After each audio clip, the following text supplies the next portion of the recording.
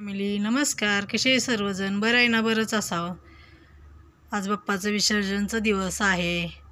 मोदकाचा प्रसाद करून ठेवलेला आहे. असा म्हणलं चला आपल्या यूट्यूब फॅमिलीला बी दाखवावा कसा वाटतोय आपला बाप्पा.